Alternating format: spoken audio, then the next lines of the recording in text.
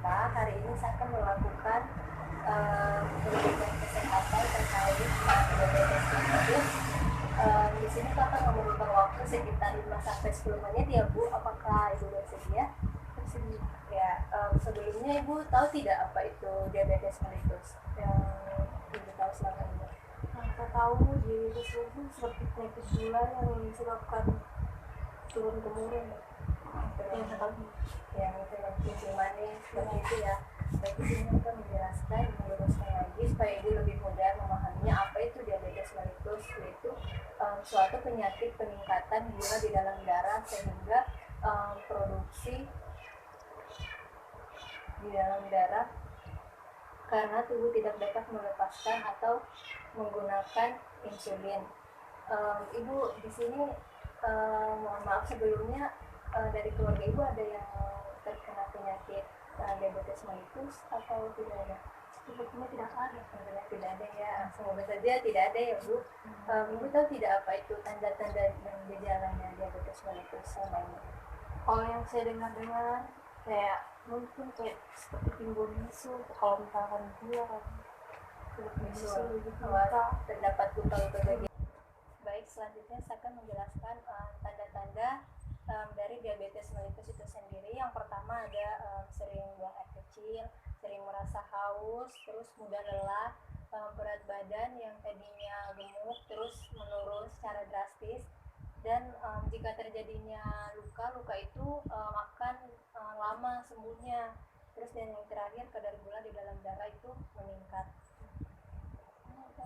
Terus kan saya mau tanya kan dalam tanda-tanda itu kenapa bisa terjadinya tersebut, kenapa bisa terjadinya hal seperti itu, seperti kencing, Sering dia buang air kecil, udah haus, turun berat badan.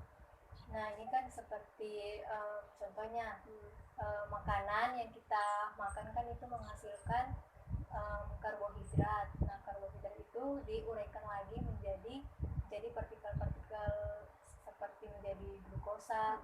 Nah kan tadi pengertian dari DM itu sendiri adanya peningkatan gula di dalam darah. Terus jika kan pankreasnya kan yang rusak sehingga insulinnya tidak dapat diproses. Nah kenapa dia sering buang air kecil? Karena kan makanan yang kita makan misalnya nasi kan dia mengandung banyak gula, mengandung banyak gula. Terus insulinnya tidak dapat diproses secara baik, jadinya seharusnya glukosanya itu masuk ke dalam aliran darah, tetapi karena insulinnya itu rusak, jadinya glukosanya tidak masuk sehingga adanya penyumbatan di darahnya itu sendiri. Itu makanya ginjal di sini berusaha untuk mengeluarkan glukosa itu sendiri dengan cara buang air kecil. Nah makanya juga tadi kan salah satunya ada mudah haus karena kan dia mengeluarkan banyak cairan seperti air yang tadi misalnya diminum, terus dia mudah haus juga.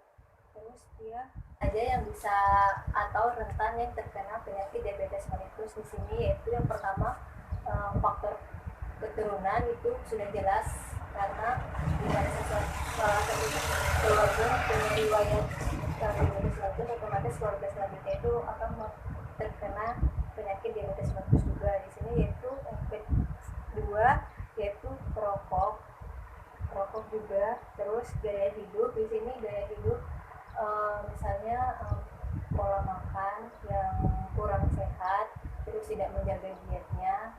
Terus yang selanjutnya kurang aktivitas. Nah misalnya ibu di sini sudah makan nih secara teratur, tetapi ibu tidak beraktivitas, cuman diam-diam saja di sini, pasti otomatis lemak yang ada di dalam tubuh ibu semakin banyak seperti itu ya. Terus apa lagi? Nah di sini diabetes mellitus di sini terdapat dua macam. Yang pertama tipe 1 yaitu sistem imun atau kekebalan tubuh ibu sendiri di sini menyerang sel di pankreas. Sedangkan di sel pankreas ini sendiri yang memproduksi hormon insulin. Nah, hormon insulin ini yang bekerja agar supaya tidak terjadinya diabetes mellitus. Terus selanjutnya diabetes tipe 2 yaitu saat pankreas memproduksi cukup insulin. Di sini insulinnya sudah bagus, pankreasnya sudah bagus, tidak terjadi apa-apa, tetapi badan kita sendiri yang tidak bisa memproduksinya. Seperti itu ya. Sehingga menyebabkan komplikasi. Nah, salah satunya di sini bisa terjadinya kebutaan, terus gagal ginjal. Nah, seperti itu. Nah, akibat terjadinya kan tadi ada penyempitan pembuluh darah besar. Nah, di sini bisa terjadi adanya serangan jantung, stroke, dan luka pada kaki. Untuk serangan jantung itu sendiri yaitu kerusakan otot jantung akibat tersumbatnya pembuluh darah karena ada penumpukan lemak tadi. Terus yang kedua, stroke yaitu penyumbatan di otak akibat pembuluh darah akan pecah dan terjadinya kelumpuhan pada otak itu sendiri. Terus luka pada kaki di sini berkurangnya suplai darah sehingga mudah infeksi dan sulit sembuh.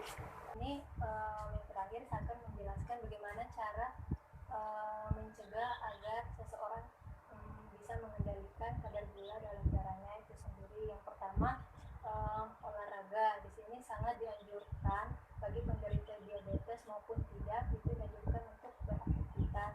Salah satunya berolahraga. Di sini olahraga yang dianjurkan yang pertama jalan kaki, misalnya ibu mungkin ke rumah tetangga, tapi itu pagi-pagi ya karena kan udaranya juga segar.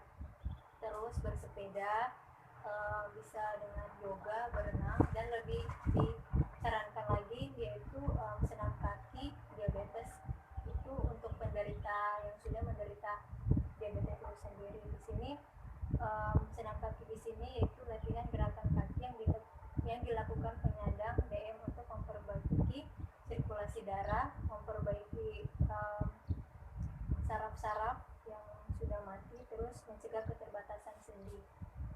Tadi sudah saya jelaskan dari pengertiannya, komplikasinya. Mungkin ada pertanyaan dari ibu terkait dari diabetes mellitus itu sendiri. Ada itu yang bagian terakhir seperti kayak sendi. Oh, maksudnya keterbatasan sendi. Di sini kan kalau orang gemuk, misalnya orang gemuk, terus kan dia sendinya dia kan malas bergerak. Nah, itu kan harus dilatih supaya dia keterbatasan sendi, jadi dia sendinya itu tidak kaku, jadi harus digerakkan terus menerus seperti itu, jadi dia sendinya tidak kaku, tidak akan mengalami keterbatasan sendi itu tadi. Gimana Bu? Mungkin ada pertanyaan lagi sebelum saya akhiri atau sudah cukup?